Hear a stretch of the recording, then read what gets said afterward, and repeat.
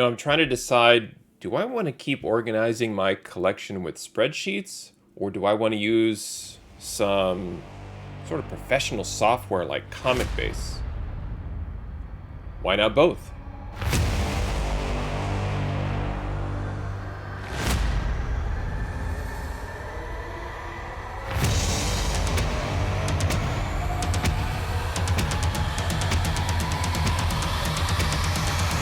All right, so today I have more of a discussion and presentation, and the gist of the conversation today around comic books is going to be my first impressions of software called ComicBase.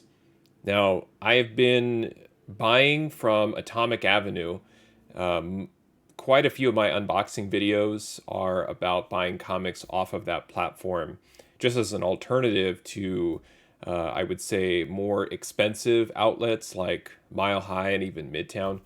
And certainly just when you're looking to get away from the big auction houses as well. And what's interesting about Atomic Avenue, it's a marketplace of sellers, and it really depends on the seller as far as what they have in stock and what their condition is. And as somebody who collects comics, I also sell comics, and I'm trying to find platforms to sell on that make sense for me. And I will sell on eBay occasionally. I really won't sell on social media. I prefer to use platforms that really give folks an opportunity to look at books and kind of decide on their own if they want to purchase anything from me, rather than forcing a lot of hype down their throats and trying to explain to people how they're sleeping on my books and other nonsense. It's just ridiculous.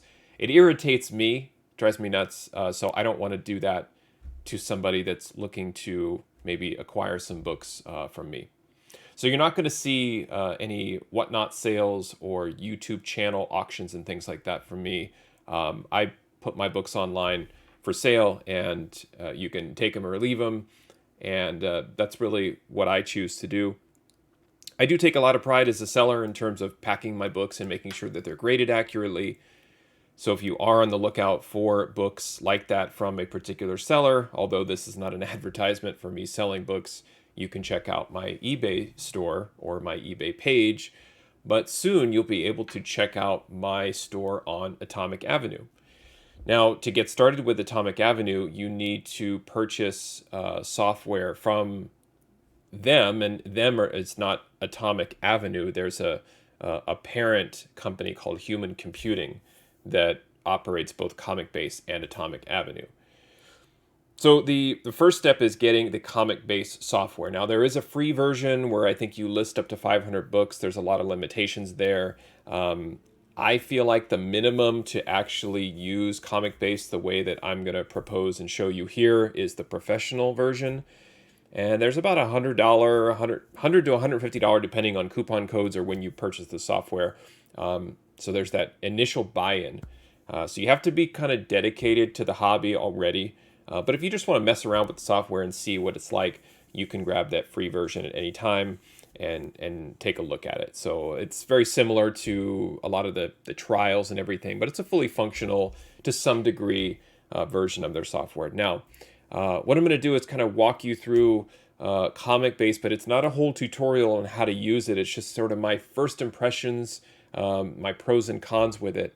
And then I'm going to show you how I've married the software with my Google Sheets comic book collection ledger and inventory tracking system that I am working on in order to create both an opportunity for me to acquire books and target them and analyze my purchasing strategies and so forth, but then also using all of that data and rich history and everything where I'm grading every single book and putting it to good use to be able to generate information and data files so that I can leverage ComicBase to sell on Atomic Avenue.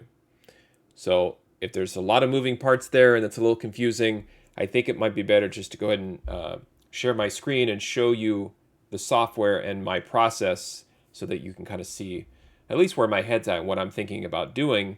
and give you my first impressions on the software.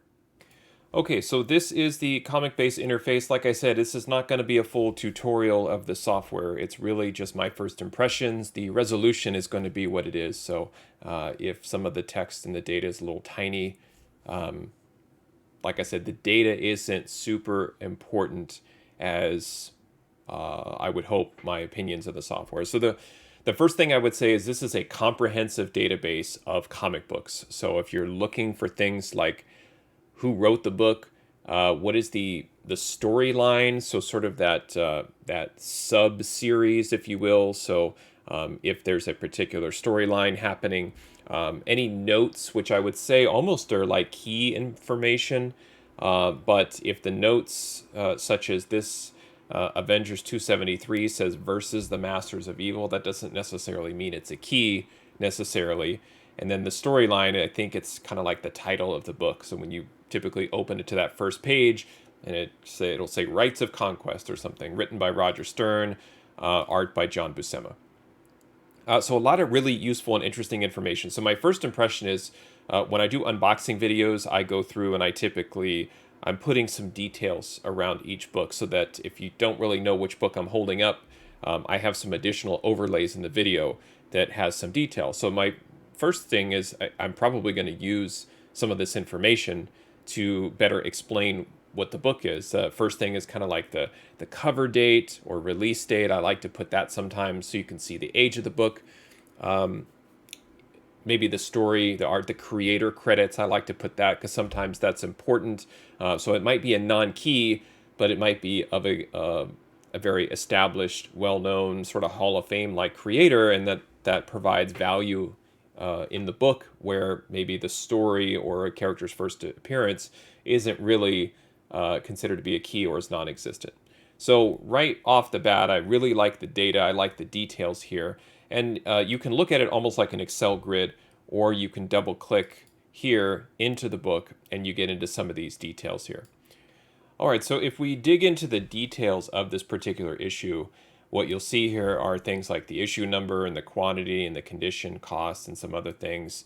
Again, you've got appearances. There's so much rich detail in here that's super awesome. We even have valuation history. Now, these values are pulled in by ComicBase through their own means. I believe they use Heritage auctions as a main source. I don't know how they're doing that because Heritage is mostly graded books. It's another resource. I really don't question too much the process of the values. I certainly would question values, which I do with ComicBase already. So that is one thing I'll get into, is the value of the books. But however they're bringing in values, it's relative. So if it's the same source, you can see a trend from 2018 through 2021. And they have a little graph here. So again, if it's all relative, you can see that the book is increasing in value. It is more than doubled over the last 3 years. Now, again, this is Avengers 273. One thing I've tried is, along with the professional edition, you're able to import images. I think that's a nice to have. It's not really super critical to my process, but that's why you see the Marvel overlay here. But if you want to just use ComicBase to store your collection, you can import the list of covers and you can see images there. Again, I'm not really into specifically ComicBase data entry, so this is irrelevant to me, the imagery, but it does come with the professional edition.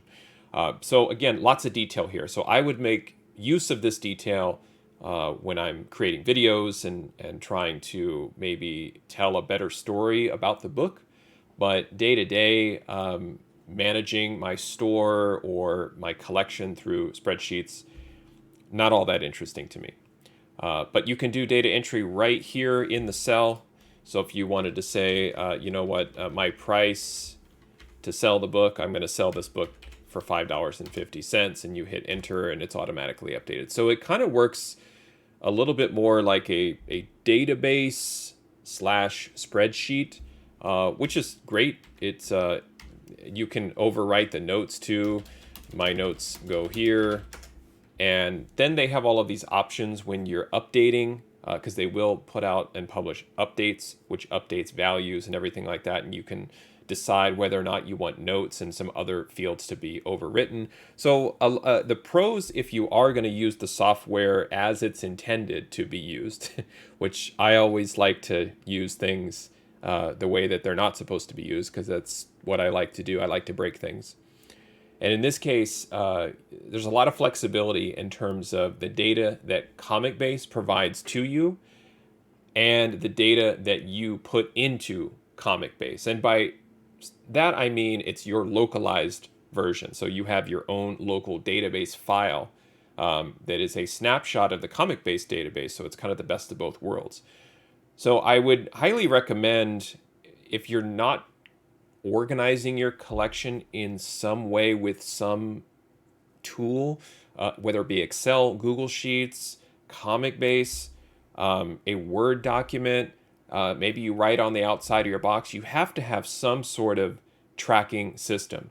And not to necessarily be a buyer or a seller and track all of that. Although I would say with tax laws changing, you probably do want to consider your costs if you do sell, because you're going to have to deduct some of these costs going forward. Again, I'm not an accountant or a tax specialist, but just please understand, if you do a lot of selling, you're almost required of yourself. You should require of yourself to track what you're spending money on and any other general sort of office-related expenses you would have.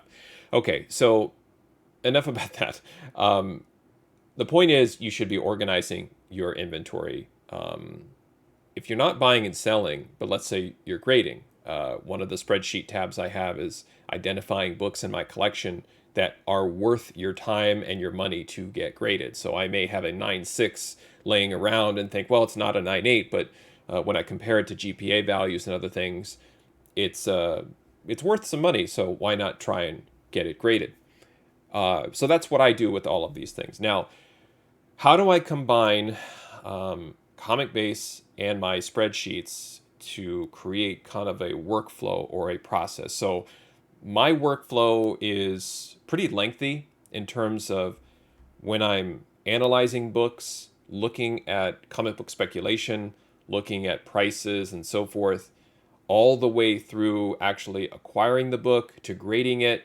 And now I'm adding a new avenue, pun intended, for selling my books, which is I'm opening up a store on Atomic Avenue to try out the process. Now, this is kind of first impressions of ComicBase, but I do need to talk about Atomic Avenue from the seller perspective a little, because ComicBase is required to sell on Atomic Avenue. So that's another bit of information that's critical.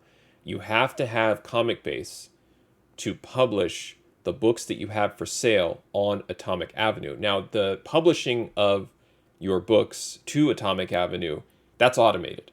So it's literally a click inside ComicBase, and I'll show you that here in a moment, and your books are available for sale. So that's a requirement. Atomic Avenue charges a 15% commission on your sale. So you're not really getting a huge break by selling on Atomic Avenue versus eBay. But there are some slight differences in terms of transaction fees and so on, where it's just slightly better to sell on Atomic Avenue, but your audience is smaller. eBay is everybody's go-to. If you watch any popular speculation show on YouTube, they all just go to eBay. People on social media are posting eBay recent sales as if it's gospel. That should all be part of your puzzle, part of your analysis of the hobby and everything.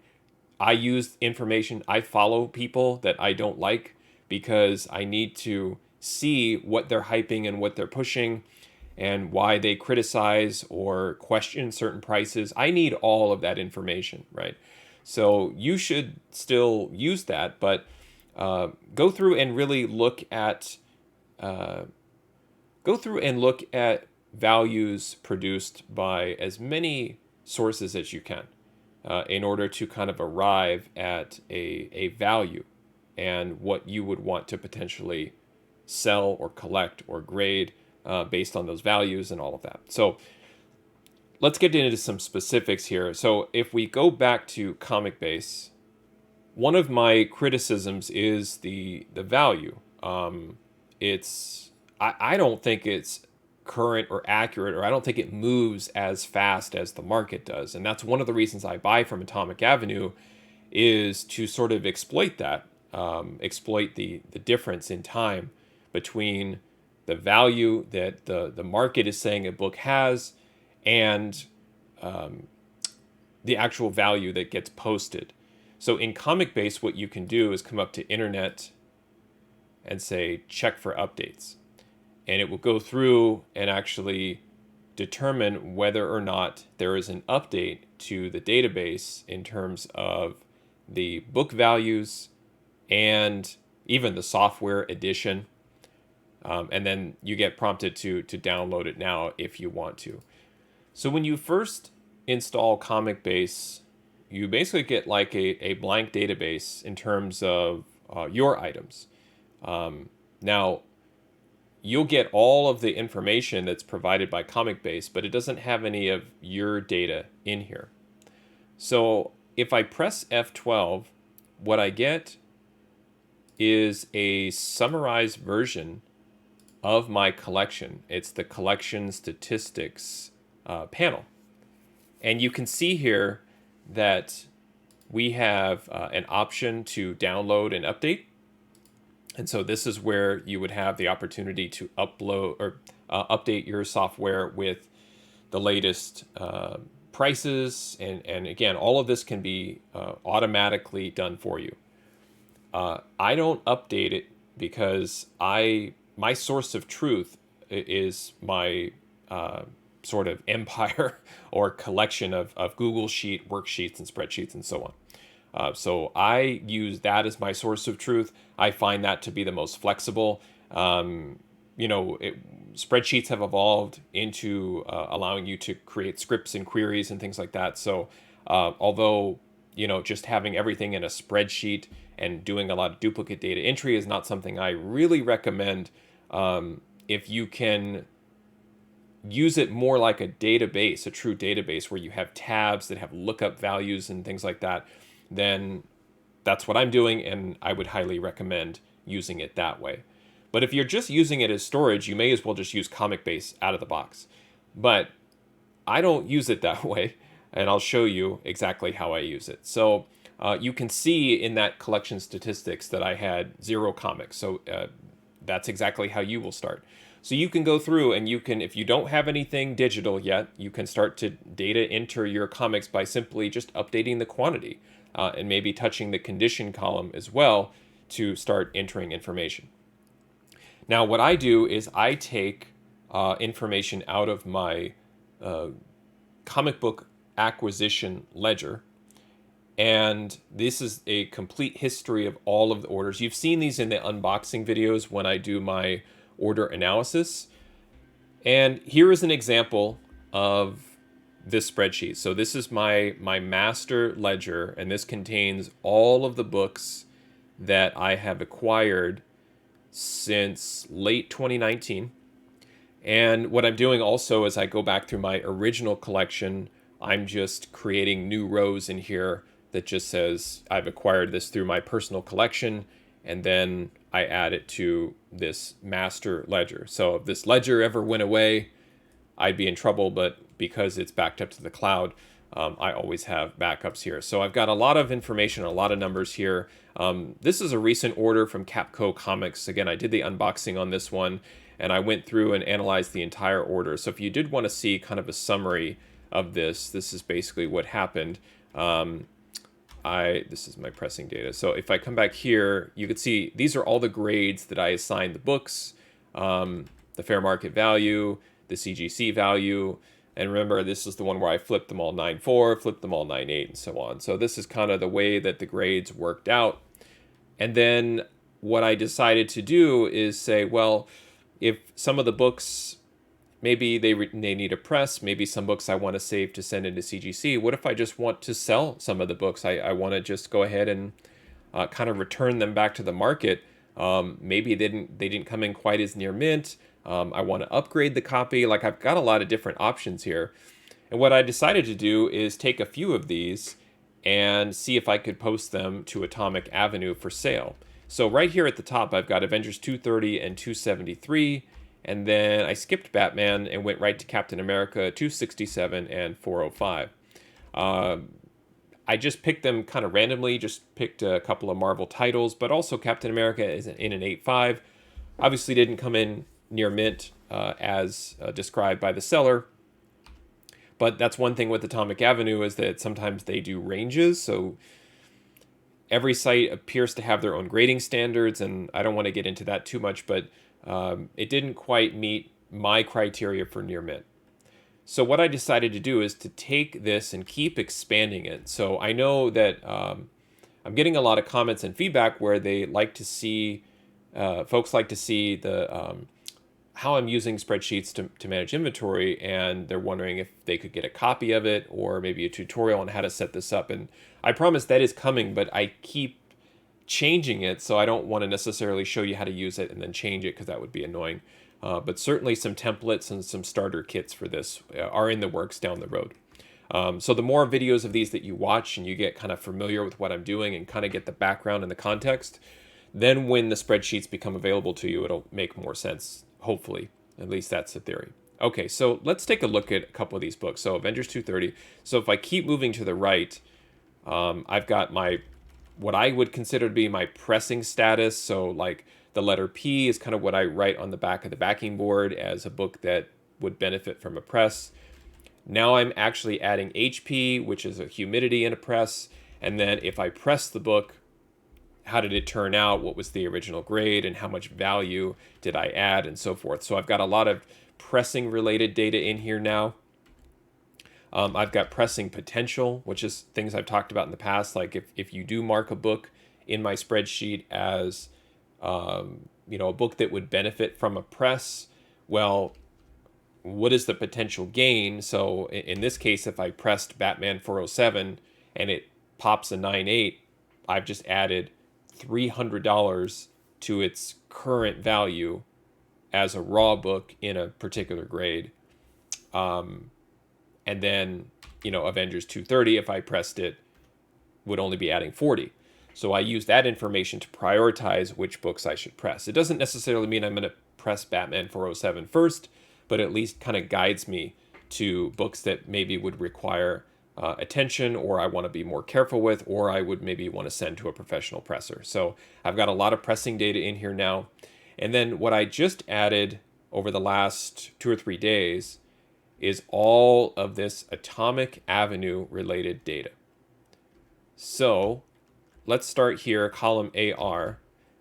This is the Atomic Avenue price. So this is the price that I'm selling this book on Atomic Avenue. And this is derived from a few things, but it looks at the cost of the book. It looks at the CGC value of the book in that condition. And then because it's raw, I subtract the cost of grading it from CGC. So in this case, here's Avengers 230. I gave it a grade of 9.4. Where are you? Somewhere in here is a lot of columns. My grade is column S. So I gave Avengers 230 and 273 a 9.4. Now, I am going to factor in down the road an additional adjustment for what I want to sell the book.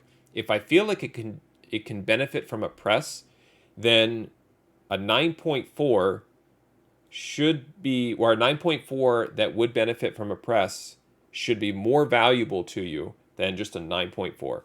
So if it just is what it is and it's not going to benefit, too many color breaks or whatever your criteria is, a 9.4 P should be worth more than a 9.4. But for now, I'm just ignoring the fact that it could benefit from a press. And so because it's a 9.4 and I have a CGC condition, where are you? Sorry, I keep bouncing back and forth, but like a CGC profit of $23.95, meaning that is the value of the book in a 9.4 slabbed minus the cost to acquire the book, minus the cost to grade it. And I've included CGC's recent fee updates where they're charging us a couple of dollars more per book. Unfortunately, I've updated that as well, so I can also, better analyze the value of the book or the value potential if I were to grade it. All right, so moving on back to Atomic Avenue. So I've added some additional tracking elements here, but then also started to normalize this data so that I can generate the fields that ComicBase needs. And then once those pieces of data get into ComicBase, I can then post to Atomic Avenue. So the price for this one is an expensive $29 for my copy of Avengers 230 because I believe it is a raw 9.4. The condition here, Atomic Avenue and ComicBase's conditions, you can put whatever condition you want into ComicBase. But if you do want to sell on Atomic Avenue, one thing I learned is Atomic Avenue has like 6 or 7 different buckets for their grades. And you have to have those set up in ComicBase, which it is by default, but you have to kind of adhere to those if you want to push those to Atomic Avenue. So, for example, there's no Very Fine Plus on Atomic Avenue. In ComicBase, you could have Very Fine Plus, or you could create your own grades. You could do point grading, whatever you want to do, but you can't publish any of those custom grades to Atomic Avenue. So what I did is I normalized those with one of these lookups where I'm actually defining the ranges for grades. So let me jump to one of those. I believe it's in my data. Here we go. So in my data sheet, and this is what I was talking about, treating your Excel sheets as like almost like a database. This is how a relational database works, which is you're only putting in the grade once, which is 9.8. This is where I specify the column of the 9.8 value in my values worksheet, meaning this is the column that holds the GPA 9.8 value if I want to reference it. And then in column D now I've added the ranges for Atomic Avenue's conditions. So what I'm saying is, as a seller, I've decided that a 9.8 or a 9.6 that I have graded personally, raw, is an Atomic Avenue MT, which stands for mint. Same goes for 9.4 and 9.2. 9.85, they actually have a designation for very fine to near mint. It's not necessarily industry standard. All of this is written up on Atomic Avenue's documentation portal, so you could see all of it as a seller. And then I start to kind of widen the ranges. Very fine and fine, those are really looser condition brackets in Atomic Avenue, so that's why they're a little bit wider. Whereas the more important to us, the higher grade, it's a little stricter and only applicable to a couple of different grade points. And then they go all the way down to very good and poor and fair and all that stuff. I don't have those books to sell. I don't really keep those books around anyway. So if I go back to my ledger, now you can see where these conditions come in. So I've got a condition here of near mint for those 2 Avengers books, and then the VF-NM for my 8.5s. So you could see the big price discrepancy here. So with Captain America 267, I have an Atomic Avenue price, and that's my price. So that's what I'm going to sell the book for, or list the book for. And then here's my price for 230, which is $29, which is far and away the most expensive copy of that on Atomic Avenue. But while I'm not guaranteeing my grade, I believe in my grade. So if you want to buy a near mint copy off Atomic Avenue, like I did for $2 or $3, it could come back a 7.5, an 8, an 8.5, and so on. Is it going to come back and you say, yeah, I pretty much agree that would benefit from a press and it's probably a 9.4 by itself? Well, then I'm going to, charge fair market value for that condition. And if folks on Whatnot can do this, or anybody else, like, why can't I, right? I'm not going to sit here and make all of my books $1 if I've really taken the time to look at them and consider them to be high grade. So that's where, like, what am I going to be doing differently as a seller? My books, as they're listed on eBay, Atomic Avenue, or anywhere else in the market, I will stand by my grades. You can see my CGC unboxing. I'm not always getting a 9.8, but most of the time, especially my recent submissions, they're high grade. So I'm trusting myself more with those. I'm not saying that I'm an expert, but I believe in my own grading. So I'm confident in the way that I'm grading and listing books. And I'm being honest, right? These are my comics. They're my collection. If I delete my Atomic Avenue store, I have to live with my own books. So if I put all of my fine books as near mint, then I've just messed it up for myself. So there has to be honesty and transparency with all of this. So that's where I've normalized and kind of massaged my grades into the Atomic Avenue and ComicBase conditions here, so that once these books get into ComicBase, they'll float right over into Atomic Avenue without a problem. I've added a column here. If for some reason I don't want to sell a book, I can mark this false like this, and my filter will skip this book. For now, I'm leaving these all true, and I'll explain why here in a second. When I'm going through and adding books to track and looking at where books are selling and for what price, I have to find unique indicators for the book that maps not only the individual comic itself, but sometimes the overall title. So you'll find, whether you're searching on Mile High or Atomic Avenue, I don't know if My Comic Shop does it this way, but some of the sites have everything listed under a title or series identifier. And then other sources like Midtown, a lot of the Shopify stores, it's usually kind of grouped by the individual item ID. So there's really no, like, The Avengers on Midtown. It's just the actual item ID of the book. For Atomic Avenue, though, it's by title. And why do I need the title? Because when you're putting information into ComicBase, you're able to import this information, but the title has to be a string, and it's almost like a phrase, and that's what column AV is. So in ComicBase, Avengers Volume 1 is Avengers, comma, the. So this is where I'm kind of playing with the information. I've developed my own standard, which is the title, the issue number, the year, and the year I'm pulling from cover price. So cover price is my source of truth for the year. Sometimes it's the publication year. Sometimes it's the cover year. I just go with whatever cover price has. So those four elements combined create a unique issue, but then I have to use that to figure out, well, what does that mean in terms of ComicBase? So this is how I do that. So I take the title ID and the title, and I find that based on, I think it's in here. 1 second, I'll show you what I'm talking about, the grouping of those fields right here. I call it unique issue. So I use unique issue throughout all of my sheets. And again, it's the title, issue number, and the year. So based on this, I'm able to look up the Atomic Avenue title ID. As you can see, I'm doing a VLOOKUP, and then I do another VLOOKUP on the title, and I say if it errors out and it can't find it, then just make it blank.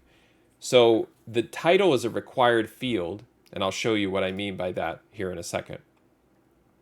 And then I've got the Atomic Avenue item number. That's just the issue number. Their issue numbers get a little funky when you get into variants, and I hope to have a solution for that down the road. But right now I picked sort of like bronze, copper age. You know, there's just that cover A. Atomic Avenue doesn't have a concept of newsstand. So it's kind of nice from a data perspective. Not so nice if you're buying newsstand only or direct only, because you don't know what you're going to get. So item number is just their issue number. I actually track whether or not the book is a key. That's not really important here for the purpose of this conversation. And then quantity in stock is a required field to let ComicBase know that you have a copy of the book. Okay, so this is the data. And then what I end up doing is I create a view of all of this information, right? We're getting into column AY. So we're talking about, what is that? That's 51 columns of data.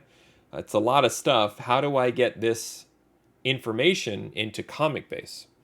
So the next thing I'll do is I have a view here where I call AA for sale, Atomic Avenue for sale. And all this is a view of all of those fields that we just talked about. So here's that Avengers 230. I like to track where I got the book from. Again, if I'm looking at how do I normalize data in spreadsheets, I use that title, issue, year, variant combo, that unique issue, which is right here. So to me, this is my unique ID. I use this phrase, this string, and that is important to me. But if I'm looking at like two identical copies of a book, what I also use to differentiate one or the other is where I purchased the book from. Now, you could be purchasing 10 copies of Avengers 230 and they all grayed out at near mint. Fine, then they're basically all identical. So it doesn't really matter. And then you would update the quantity. But in this case, I like to track where I got it. So I actually purchased these books from Atomic Avenue. I bought it from Capco Comics. That was the vendor. So all of this I'm tracking anyway. I'm putting all of this information because I want to know, is Capco Comics a worthy or worthwhile source to acquire comics from? I will do the same from Mile High or anywhere else that I'm buying comics from. I'll put that in here. So I want to know when I look at ComicBase where I got the books from. It's important to me. And then the cost of the book, I have changed how I track cost. Before, I was just the straight purchase price, but I'm actually including anything additionally that I put into the order. So it could be insurance, shipping costs, bag and board service, whatever that is. I'm baking that into the cost now going forward. And again, that helps me recoup some of the costs associated with those things. And then I have a price. And again, this is that price that I'm willing to sell the book at based on my own trusted condition. I like to know when I got the book. So where I got it from, the date and all of that stuff, it helps me identify. So if I pull a book out of my short box, it tells me that story based on this information. Here's that normalized condition that ComicBase and Atomic Avenue need. I like to see the press status and then whether or not the book is key. And lastly, quantity in stock and for sale. Those are just indicators for when ComicBase pushes information to Atomic Avenue. You need to have a quantity in stock and it needs to be marked for sale. So this is all pulling from that comic book collection ledger that I've created, and it is creating this nice view specifically for ComicBase. So all I have to do is download this and I'm using a tab separated value, and I have downloaded that. All right, so let's go back to ComicBase, and I'm going to locate that file, going up to File, Import, and let's go to Downloads. And then this window will appear, and it will give you a way to map the elements in the file to ComicBase. Now, the way that I set up the spreadsheet within my workbook is that I had the titles named the same the way that ComicBase has them. And then it'll give you a little preview of that mapping. So you can see where I talk about press status and key, unique issue, the price and all of that stuff, and it all gets mapped accordingly. So you can set this up. If there's additional fields in your database that aren't, maybe there's no field header, you can add additional fields here. Like eventually I want to have more of a unique description, maybe share the grade that's my own personal grade and not the Atomic Avenue grade. I might mess with that. But you have item separator here. I use tab because you see like Avengers, the. You'd have to put that in quotes and some other stuff. Tabs are easier in terms of managing data, so I recommend tabs. then you just click import. So import's going to run. Again, one knock with ComicBase, the database is rather large, so these sorts of processes take a while. You'll see like the cursor spin there.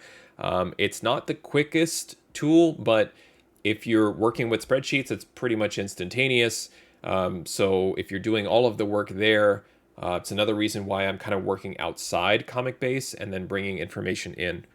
So we're going to wait for this to finish, and you'll see it's just stuck on 95%. Eventually, this will complete, and this is only for 4 books. Once I get into the hundreds or thousands of books, I'll have to kind of report back on the performance. But it's going to go through and run some updates and blah, blah, blah. It just keeps going until it's done, and I'll just be talking over it until it completes. But this is kind of what I'm doing with the software, where instead of doing all the data entry in here, I'm pulling all the information in through this import process. Now, the only trick with this is you have to reset the database every time, which again, it's like, what the heck, man? Why don't you just put your data in here? The reason is because I've heavily invested in my process outside of it, and I trust the other pricing sources more than I do ComicBase. Finally, the process finished. It says your data was successfully imported. So I'm going to click OK. Now, I have 4 books in here, right? So I could very quickly just say, why don't you just show me Avengers 230? So here is Avengers 230, and let's double click and open this. And we can see here, here's my condition, the cost, here's my selling price, right? This was a brand new blank database. I showed you like the statistics at 0. And then if we look at the custom fields that I've added, I've got the platform, the vendor. So here's all of my information that's been brought into ComicBase. We show it's not a key. This is where I purchased it. And again, the press status and so forth. So we can look at this book by book. All right, let's jump to Avengers 273 and look at the details there. Yep, cost me $5.57. I'm going to sell it for $7. Condition is near mint. You know, it is what it is. So I don't stand to make a lot of money or profit on this very much. It's basically, I was trying to get it in a 9.6 or 9.8, and it's a 9.4. So here it is for that particular selling price. So you could do this book by book, which I'm just going to continue this here by searching for Captain America and show you the other 2 books, how it looks. But you're not going to want to do what I'm doing right now if you have hundreds or thousands, tens or hundreds of thousands of books in here. You just literally do not have the time. So Captain America 267, this was again, I had normalized this to ComicBase's condition of very fine to near mint, and it cost me $5.82. Selling price is $9. This is one that I also screwed up during my unboxing video, and I was pulling in the wrong comic, so that's why the fair market value of this was like $30 some.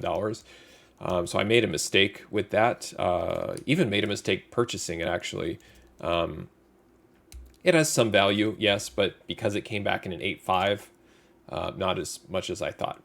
And then the last is that great Cap Wolf book 405, but unfortunately it did not grade out the way I wanted it to, and I had to give it an 8.5 designation. And this is where I would like to add that custom field to show my grade so I can see it here and run some reports off of those things. So it cost me $2.82. I'm willing to let this book go in an 8.5 for $4. Again, that's what I'm deciding to do. I'm deciding to base my selling price on the current fair market value, and I override this. As you can see here in the value history in 2021, ComicBase is saying that it's $3.75. That may or may not be accurate, where I look at things like cover price, go collect GPA as more, I don't want to say more accurate, because again, I think that's going to spark a different debate, but I think it's more, it's quicker to react to market changes than I would trust ComicBase to do, especially if their main source is Heritage. Heritage is I think a lot slower. Sometimes on Heritage you'll find books where there's news that come up a couple of days prior, and you can snipe books there. Anyway, Sorry about that. But anyway, this is where you get all of the pricing and the valuation in here. Okay, so all of this is in ComicBase. Great. So you'd have all of your inventory here. You see that I have a quantity of one. Awesome. Now we're ready to go. But if for some reason you just want to double check your records here in ComicBase, you can hit F12 to gather your collection statistics. And it's generating that.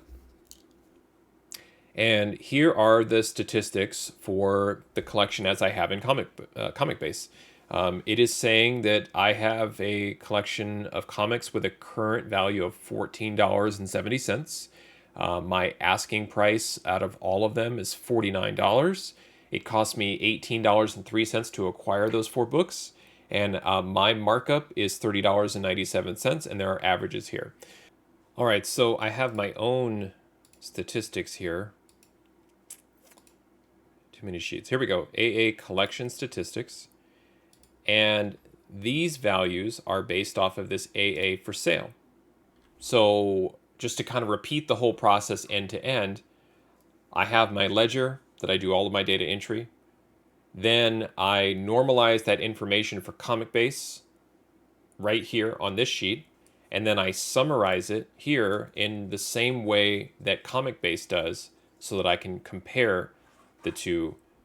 So you'll see here my asking price $49, cost $18.04, markup $30.96. I think there's a penny here or there that's not quite the same, and that's okay. But I want to see asking price of $49. So if my asking price was different on one or the other, then I know there'd be a problem. And again, here, just kind of looking at them side by side, you can see $49 asking price, cost the same, off by a penny, and markup off by a penny. So why do I do that? Because that gives me confidence that what I have imported into ComicBase is accurate. There are very specific steps that you need to take with ComicBase in order to do this. If you imported your list twice, it would double it. Import is always an add into ComicBase. It's never an overwrite. So that's something to consider, that if you are managing your inventory offline like I am, it's in the cloud, but offline as far as ComicBase is concerned, when you bring in those books, you are appending to your database. You are not overwriting. So that would be a big indicator to me. If I saw that my asking price was $98, I would know that I didn't clear the database first. And to clear the database, it's as easy as going up to File and hitting New Database. All right, so now that that's happened, I can go ahead and very quickly just say Internet post items for sale at Atomic Avenue. You'll get a little prompt here for minimum orders and some other things, and it saves this information every time you post. So once that comes up, you can see that. And again, just to verify everything, 4 items for sale, total price $49. Yep. So you just have to think about that, because once you post items for sale, then they're for sale, obviously. So if you screw this up and you put that you have 20 copies of Amazing Fantasy 15 and you're selling them for $1, you're going to have a problem on your hands trying to contact all of those buyers to say that, you don't actually have the book. I leave all this by default. Again, if you're if you're an actual physical store, maybe brick and mortar, and you're paying taxes and so forth, you can collect sales tax. You can do a lot of things here. If you're selling, as if you're a real store, if you're an individual, and so forth. Again, your own. I'm not a tax person, an accountant. You'll have to put in your own information that makes sense for you here. The only thing that I do is I say I'll offer free shipping if it's above 150. Again, it doesn't really matter. I'm probably not going to sell many books anyway. If I do, great. So I just leave this. Otherwise, the shipping is calculated by Atomic Avenue already for you. So you don't have to worry about that. So all I do is I say I'll offer free shipping if above 150. You can modify that to meet your needs. And I don't mess with anything else. Automatically reprice. Again, I'm going to be constantly updating ComicBase. So I don't want anything to happen to Atomic Avenue in terms of what my prices are, because I want to manage my prices. And I don't do anything to normalize conditions or anything. I've done all of that ahead of time. And I can simply hit post inventory, and the system will go out to Atomic Avenue and put all of these books up for sale. And there it goes, preparing the list and doing the posting. and all of that is automated for you. Okay, so that was a pretty lengthy explanation of the process. Um, in summary, I like ComicBase for the data that it provides. I don't like it as far as workflow goes. Um, if you buy into ComicBase and you start just putting in your information in there, then, and there were my items posted. Uh, if you start putting your information in there, if it's just your local copy of your inventory, that's great. Then the values or the prices of the book that is reported by ComicBase, you can continue to update that and ingest their values, and you could be a very happy collector using ComicBase. I think it has a lot of potential, although it's been around for almost 20 years. So it's certainly been a useful tool for comic book collectors. But I think it has additional potential for, I would say, more of a modern collector like me, or a collector that is looking for modern features. However, if you're looking to truly use it analytically, or to make sure that prices are really, really current in what's going on with the market within, we're talking about hours or a day, 48 hours tops, based on how the news breaks and what books are designated as keys and which ones aren't. ComicBase is going to be behind that curve. And it's just the nature of how that data is set up in ComicBase and how it's updated. And there's a lot of factors, like ComicBase has to update their data. You have to update your copy of ComicBase, and there's just too many steps involved where I trust my process for getting current values. And so I bring that information into ComicBase. I let it all kind of normalize out inside ComicBase, and then I post that information to Atomic Avenue if I have any of my books for sale. And then I can get into some of the reports and other cool features that ComicBase has to offer once I've ingested my collection out of my Google Sheets inventory and into ComicBase. It's also a great way to back up your inventory. So if something did happen in my Google Sheet, I got hacked or something like that, then I would have ComicBase as a backup, and I could export it back out into a Google Sheet if need be. So it's a nice way to back up your collection. So all in all, I think it's a really, really nice piece of software. Again, they have a free version you can mess with. I don't like the manual data entry that you have to do. I like being able to pull in my order, copy and paste the details of that order right into a spreadsheet, and then import that data into ComicBase. But in order to do that, you have to keep your hands off ComicBase and continue to rely on that import process. So you don't have to follow my workflow, but that's what I like to do. I feel like this is going to be an interesting process for me to continue to kind of play with and figure out, can I use this desktop software and my spreadsheets, merge that together to create a true end-to-end workflow of buying, analyzing, and selling comic books to help me pay for the hobby, because that's what really we all want to do. We'd like to enjoy the hobby and enjoy it at a nice discount. There you go. If you have any comments, leave them below this video. I appreciate you watching. Happy collecting, and see you next time.